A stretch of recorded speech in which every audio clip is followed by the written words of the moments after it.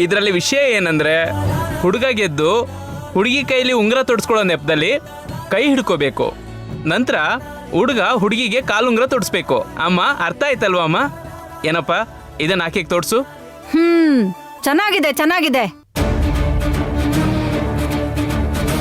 ಅವಳು ನೋಡಿದ್ರೆ ಅವ್ನ್ ಕೈ ಹಿಡ್ಕೊಂಡು ಉಂಗುರ ತೊಡ್ಸಿದ್ಲು, ಇವನ್ ನೋಡಿದ್ರೆ ಅವಳು ಕಾಲ್ ಹಿಡ್ಕೊಂಡು ಕಾಲ್ ಉಂಗುರ ತೊಡಸ್ತಾ ಇದ್ದಾನೆ.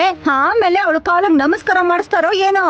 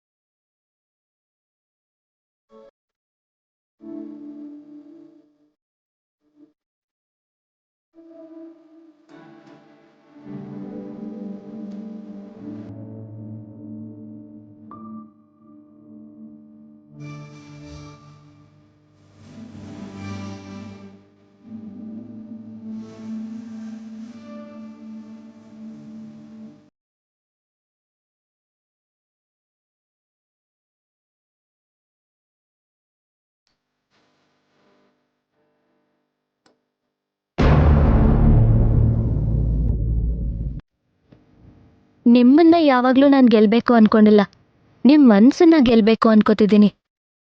ಆಶೀರ್ವಾದ ಮಾಡಿ. ಮಾತಾಡೋದು ಚಂದ ಕಲ್ತಾಳ.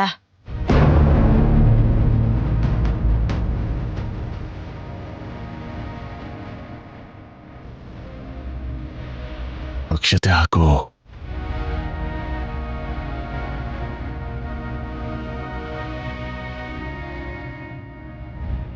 ನೋಡಪ್ಪ ಬಾ, ಹುಡುಗಿಗೆ ಅರುಂಧತಿ ನಕ್ಷತ್ರ ತೋರಿಸ್ಬೇಕು.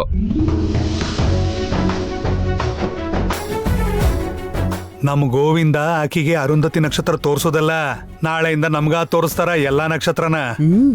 ಓಂ ಧ್ಯಾಯೇತ್ ಪದ್ಮಾಸನಸ್ಥಾಂ ವಿಕಸೋದರಾಂ ಪದ್ಮಪತ್ರಾಯತಾಕ್ಷೀಂ ಹೇಮಾಭಾಂ ಪೀತವಸ್ತ್ರ.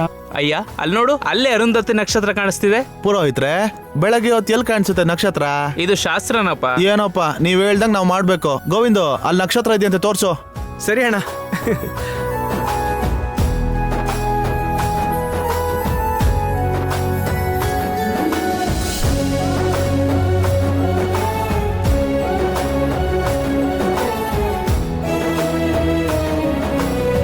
ನೋಡಪ್ಪ, ಈಗ ಕುಟುಂಬದವರೆಲ್ಲ ಆ ಮಂಟಪದ ಹತ್ರ ಬಂದು ಆ ಫೋಟೋ ತೆಗೆಸ್ಕೊಳ್ಳೋದೆಲ್ಲ ಇರುತ್ತಲ್ಲ, ಅದನ್ನ ಮುಗಿಸಿ ಆಮೇಲೆ ಹೆಣ್ಣೊಪ್ಸೋ ಕಾರ್ಯಕ್ರಮ ಇದೆ. ಸರಿ ನಡೀರಿ ಹೋಗೋಣ. ನಡಿ ಬನ್ನಿ ಕರ್ಕೊಂಬರೆ.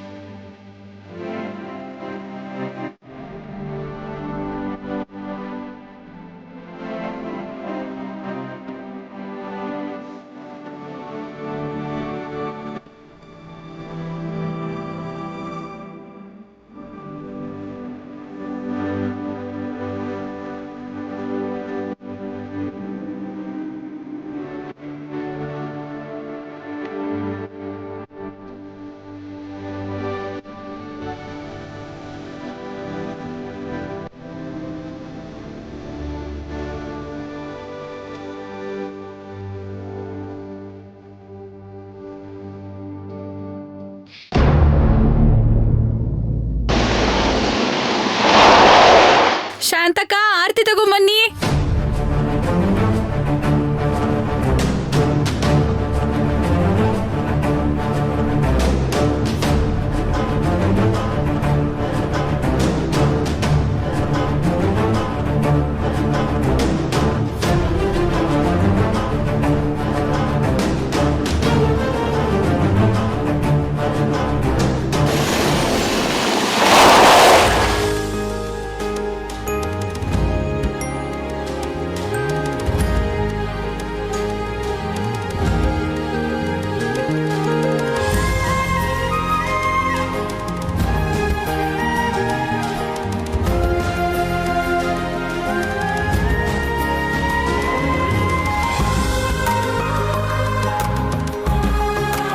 ಯಜಮಾಂತಿ, ಇನ್ನೂ ಉಳ್ಕೊಂಡಿರೋ ಶಾಸ್ತ್ರಗಳನ್ನ ನಮಗೆ ಮಾಡಿಸ್ತಾರೆ ಅಂತಂದ್ರೆ ಚೆನ್ನಾಗಿರುತ್ತೆ ಅನ್ಕೊಂಡಿದ್ದೆ. ಇಷ್ಟು ಚೆನ್ನಾಗಿರುತ್ತೆ ಅಂತ ಗೊತ್ತಿರಲಿಲ್ಲ. ಇಷ್ಟು ಸಂತೋಷ, ಎಷ್ಟು ಆನಂದ, ಇದೆಲ್ಲ ಮಿಸ್ ಮಾಡ್ಕೋತಾ ಇದ್ವಲ್ಲ ನಾವು ಸುಮ್ಮನೆ. ಹೌದು, ನಾನು ಕೂಡ ತುಂಬಾ ಸಂತೋಷವಾಗಿ ತೃಪ್ತಿಯಿಂದ ಆರಾಮಾಗಿದ್ದೀನಿ. ಆದ್ರೆ ಏನೋ ನನಗ್ ಗೊತ್ತಿಲ್ದೇನೆ ನಾಚಿಕೆ ಆಗ್ತಿದೆ. ನಾಚಿಕೆ ಸ್ವಲ್ಪ ಕಂಟ್ರೋಲ್ ಮಾಡ್ಕೋ, ಮುಂದೆ ಇನ್ನೂ ತುಂಬಾ ಇದೆ. ಸುಮ್ನೆ ಇರು.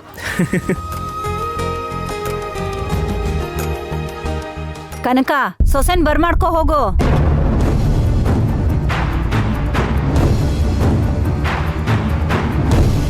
ಕನಕ ಬಾ, ಮಗ ಸೊಸೆನೆ ಬರ್ಮಾಡ್ಕೋ. ಇಷ್ಟೆಲ್ಲ ಮಾಡ್ಬಿಟ್ಟು ಇವಾಗ ಒಳಗಡೆ ಕರ್ಕೊಳ್ತಾ ಇದ್ರೆ ಹೇಗೆ? ಬಾ. ಇದೆಲ್ಲ ನಾನ್ ಮಾಡಿಲ್ಲ, ನೀವೆಲ್ಲ ಒಟ್ಟಿಗೆ ಸೇರ್ಕೊಂಡ್ ಮಾಡಿರಿ. ಸರಿ, ಏನೋ ಹೋಗ್ಲಿ ಬಿಡು, ಈಗ ನೀನ್ ಬಾ. ಬರಂಗಿಲ್ಲ.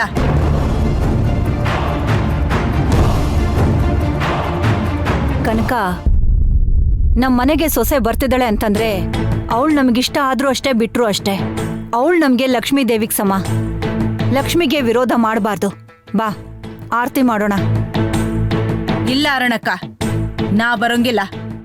ಅಯ್ಯೋ ಬಾ ಕನಕ, ನಾನೇನಾದ್ರೂ ಹೇಳಿದ್ರೆ ಅದ್ರಲ್ಲೊಂದು ಅರ್ಥ ಇರತ್ತೆ. ಎದ್ದೇಳು, ಬಾ ಹೋಗೋಣ.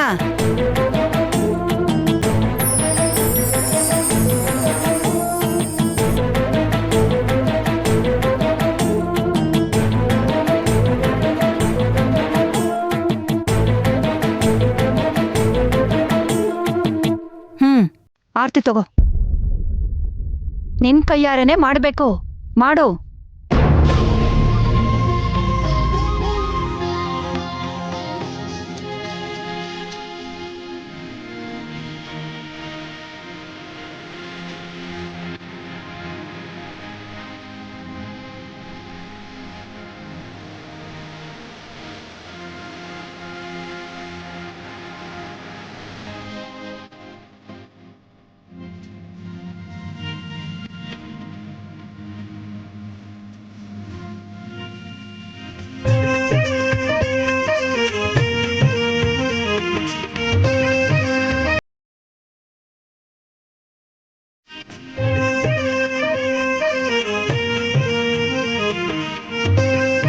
ಇದನ್ನ ಆಚೆ ಹಾಕ್ಬಿಟ್ ಬಾ. ಬಲ್ಗಾಲ್ ಒಳಗಿಟ್ಟು ಬನ್ನಿ.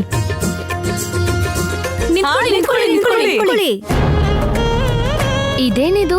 ಯಾಕೆ, ಇದೆಲ್ಲ ನಿಮ್ ಪದ್ಧತಿನಲ್ಲಿ ಇಲ್ವಾ? ಆ ಇದೆ, ಆದ್ರೆ ಹೀಗೆ ಕೋಲಿಟ್ಟು ಯಾರು ತಡೆಯಲ್ಲ. ಸರಿ, ಯಾರ್ ನೀವು? ಡೈರೆಕ್ಟ್ ಆಗಿ ಒಳಗ್ ಬರೋಣ ಅನ್ಕೋತಿದ್ದೀರಲ್ಲ. ಹೇಳು ಗೀತಾ, ಅವ್ರೇನೋ ಕೇಳ್ತಾ ಇದಾರಲ್ಲ.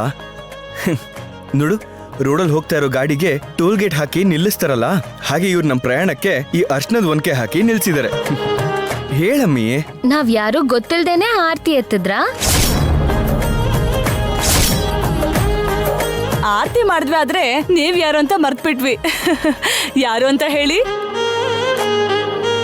ನಾನು ನನ್ ಗಂಡ ಬಂದಿದೀವಿ, ಒಳಗ್ ಬಿಡಿ.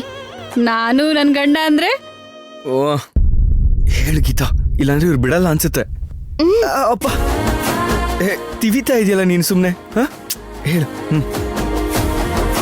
ನಾನು ಗೀತಾ, ನನ್ ಗಂಡ ಗೋವಿಂದ ಬಂದಿದೀವಿ. ನಮ್ಗೆ ಒಳಗ್ ಬರಕ್ ಬಿಡಿ. ಏನೋ ಗೊಣಗ್ದಾಗಿದೆ, ನನಗೇನು ಕೇಳಿಸ್ತಿಲ್ವಲ್ಲ, ಸರಿಯಾಗಿ ಹೇಳು. ನಾನು ಗೀತಾ, ನನ್ ಗಂಡ ಗೋವಿಂದ ಬಂದಿದೀವಿ ನಮ್ಮನ್ನ ಒಳಗ್ ಬಿಡಿ. ಹೌದಾ? ಎಲ್ಲಿ ನಿಮ್ ಭಾಷೆಲಿ ಹೇಳು.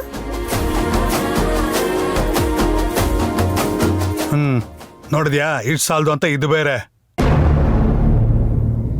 ನಾನ್ ಗೀತಾ, ನನ್ನ ಯಜಮಾನ್ರು ಗೋವಿಂದ ಅವ್ರು ಬಂದಿದ್ದಾರೆ, ಬರ್ಮಾಡ್ಕೊಳ್ಳಿ. ಏನೇನು ಮತ್ತೊಂದ್ಸಲ ಹೇಳು, ಸರಿಯಾಗಿ ಕೇಳಿಸ್ತಿಲ್ಲ. ನಾನ್ ಗೀತಾ, ನನ್ನ ಯಜಮಾನ್ರು ಗೋವಿಂದ ಅವ್ರು ಬಂದಿದ್ದಾರೆ. ಮತ್ತೆ ನಮ್ಗೆ ಕಾಣಿಕೆ ಕೊಡಲ್ವಾ? ಆ, ಕಾಣಿಕೆನಾ? ಹೌದು. ಸುಮ್ನೆ ಒಳಗ್ ಬಿಡಕ್ಕಾಗತ್ತಾ ಹೇಗೆ? ಕಾಣಿಕೆ ಕೊಡಿ. ಟೋಲ್ ಗೇಟಲ್ಲಿ ವಸೂಲ್ ಮಾಡ್ದಂಗೆ ವಸೂಲ್ ಮಾಡ್ತಾ ಇದಾರಪ್ಪ ಇವರು.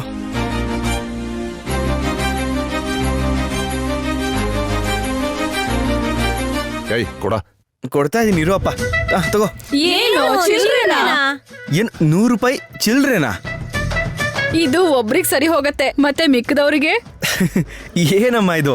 ಪ್ರಪಂಚದಲ್ಲಿ ಯಾವ ಟೋಲ್ ಗೇಟಲ್ಲೂ ಇಷ್ಟೊಂದು ವಸೂಲಿ ಮಾಡಲ್ಲ ಗೊತ್ತಾ?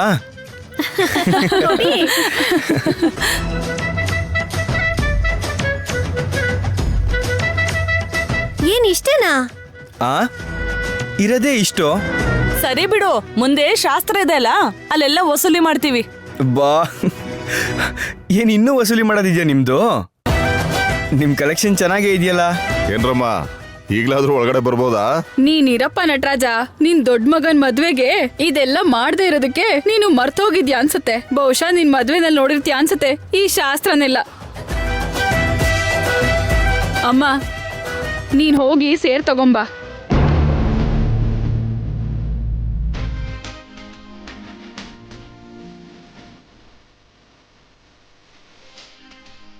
ಅಮ್ಮ, ಬಲಗಾಲಲ್ಲಿ ಆ ಸೇರನ್ನೊದ್ದು ಒಳಗಡೆ ಕಾಲಿಡು. ಇಲ್ಲ, ನಾನು ಸೇರನ್ನ ಒದಿಯಲ್ಲ.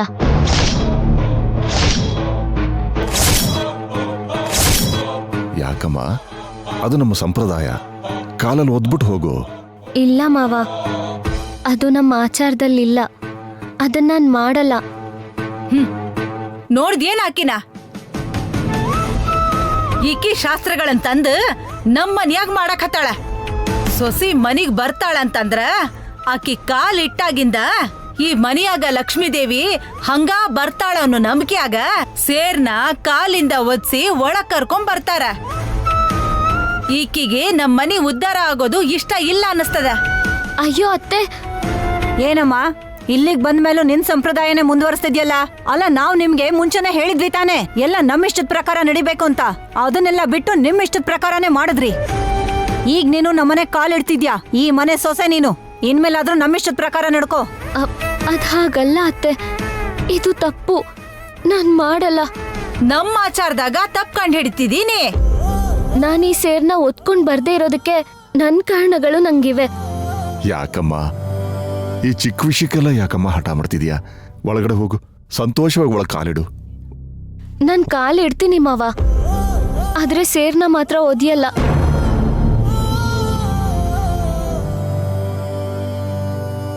ಏನಾಯ್ತು ಗೀತಾ?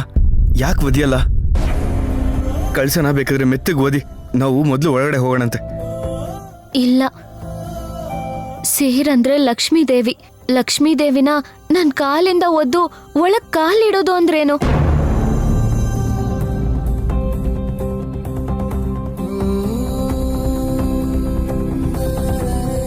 ಈ ಸೇರು, ಇದ್ರಲ್ಲಿರೋ ಅಕ್ಕಿ ಲಕ್ಷ್ಮೀ ದೇವಿಯ ಪ್ರತಿರೂಪ. ನೀವೆಲ್ಲರೂ ನನ್ ಕಾಲಿಟ್ಟಿದಾಗ್ಲಿಂದ ಲಕ್ಷ್ಮೀ ದೇವಿನೇ ಕಾಲಿಟ್ಲು ಅನ್ನೋ ಹಾಗಿರ್ಬೇಕು ಅಂತ ಹೇಳಿ ನೀವ್ ಒದ್ದಿಸ್ತಿದ್ದೀರ. ಆದ್ರೆ ನಾನು ಇದನ್ ಕಾಲಿಂದ ಒದ್ರೆ ಲಕ್ಷ್ಮೀ ದೇವಿಗೆ ಹೇಗ್ ಗೌರವ ಕೊಟ್ಟ ಹಾಗಾಗತ್ತೆ ಹೇಳಿ? ಅದಾಗಲ್ಲ. ಇದು ನನ್ ಮನೆ. ಈ ಮನೆನ್ ಹೇಗ್ ನೋಡ್ಕೋಬೇಕು ನನಗ್ ಗೊತ್ತು. ಇದರಿಂದ ನನ್ನ ತಪ್ಪು ತಿಳ್ಕೊಂಡ್ರು ಪರವಾಗಿಲ್ಲ. ನನ್ನ ಕ್ಷಮಿಸ್ಬಿಡಿ.